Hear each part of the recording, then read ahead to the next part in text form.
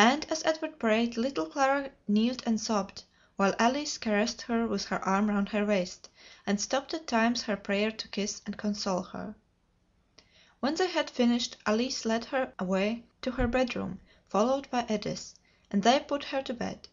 Edward and Pablo also retired, both worn out by the fatigue and excitement of the day. They were up on the following morning at day dawn, and putting Billy in the cart, set off for the cottage of Clara. They found everything as they had left it, and, having loaded the cart with what had been left behind the day before, and bedding for 2 beds, with several articles of furniture which Edward thought might be useful, there being still a little room left, Edward packed up in a wooden case with dried fern all the wine that was in the cupboard, and having assisted Pablo in forcing the cart once more through the pass in the wood, he left him to return home with the cart, while he remained to wait the arrival of Humphrey, and whoever might come with him from the Intendant's. About 10 o'clock, as he was watching outside of the wood, he perceived several people approaching him, and soon made out that Humphrey, the Intendant, and Oswald were among the number. When they came up to him, Edward saluted the Intendant in a respectful manner, and shook hands with Oswald, and then led the way by the narrow path which led through the wood to the cottage. The Intendant was on horseback, but all the rest were on foot. The Intendant left his horse to the care of one of the verderers, and went through the wood on foot with the rest of the party, preceded by Edward.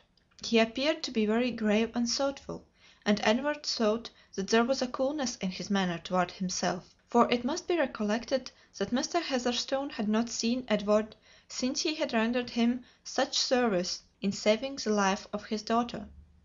The consequence was that Edward felt somewhat indignant, but he did not express his feelings, by his looks even, but conveyed the party in silence to the cottage. On their arrival, Edward pointed to the body of the robber, which had been covered with fern, and the warders exposed it. "By whose hand did that man fall?" said the Intendant. "By the hand of the party who lived in the cottage." Edward then led the way round to the back of the cottage where the other robber lay. "And this man was slain by my hand," replied Edward. "We have one more body to see," continued Edward, leading the way into the cottage and uncovering the corpse of Clara's father. Mr. Heatherstone looked at the face and appeared much moved. "Cover it up," said he, turning away, and then sitting down on a chair close to the table. "And how was this found?" he said.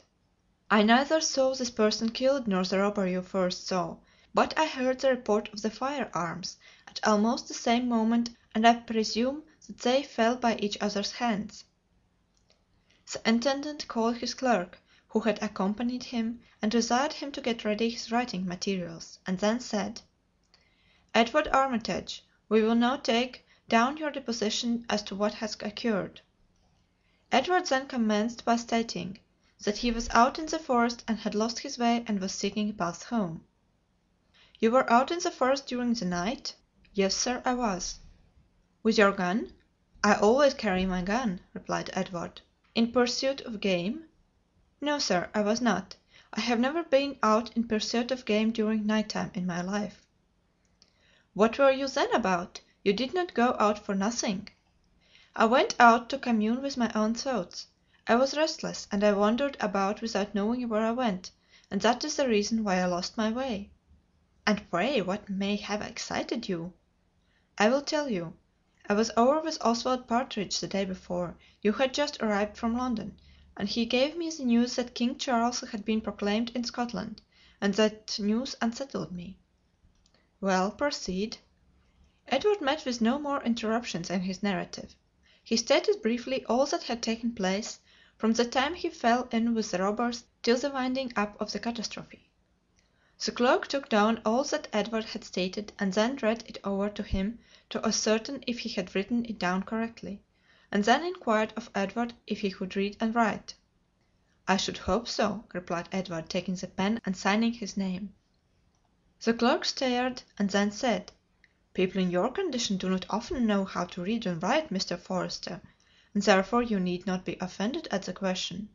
"Very true," replied Edward. "May I ask if my presence is considered any longer to be necessary?" You stated that there was a boy in the house, young man," said the Intendant. "What has become of him?"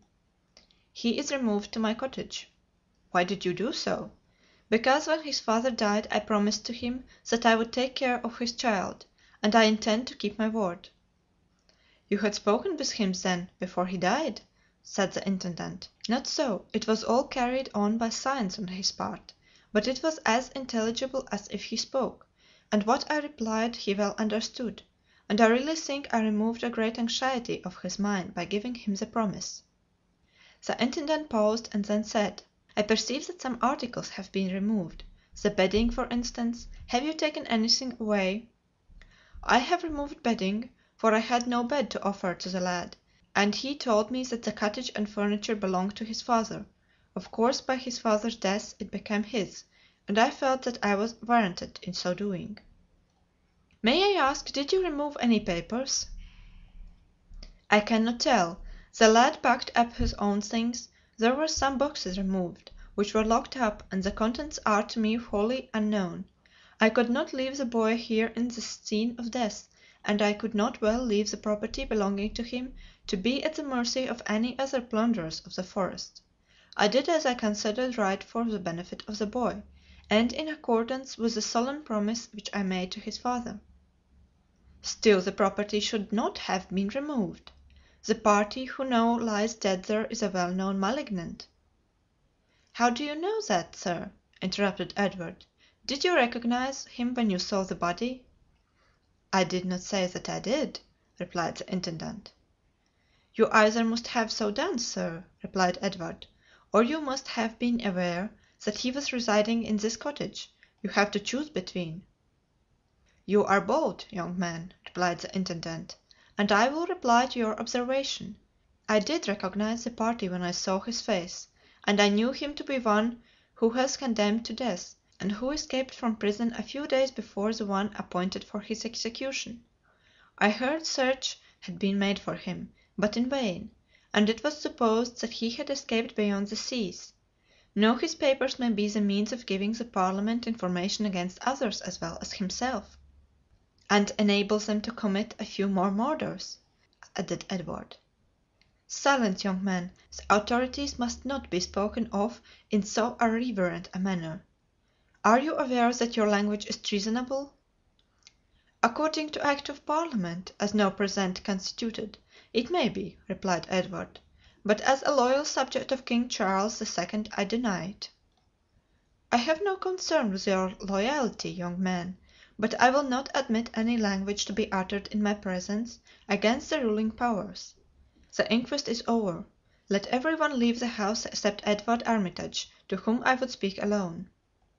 "Excuse me one moment, sir," said Edward, "and I will return." Edward went out with the rest, and calling Humphrey aside, said to him: "Contrive to slip away unperceived.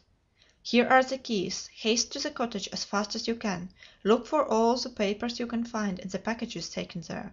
Bury them and the iron chest in the garden, or anywhere where they cannot be discovered."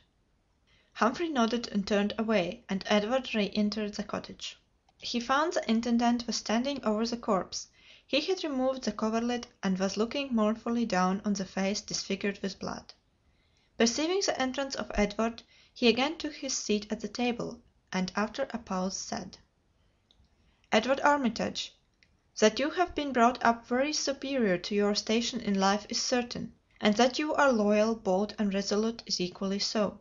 You have put me under an obligation which I never can repay, even if you allowed me to exert myself in your behalf. I take this opportunity of acknowledging it. And now allow me to say that for these times you are much too frank and impetuous. This is no time for people to give vent to their feelings and opinions. Even I am as much surrounded with spies as others, and am obliged to behave myself accordingly. Your avowed attachment to the king's cause has prevented me from showing that more than cordiality that I really feel for you, and to which you are in every way entitled. I cannot conceal my opinions, sir. I was brought up in the house of a loyal cavalier, and never will be otherwise." "Granted. Why should you be? But do you not yourself see that you do the cause more harm than good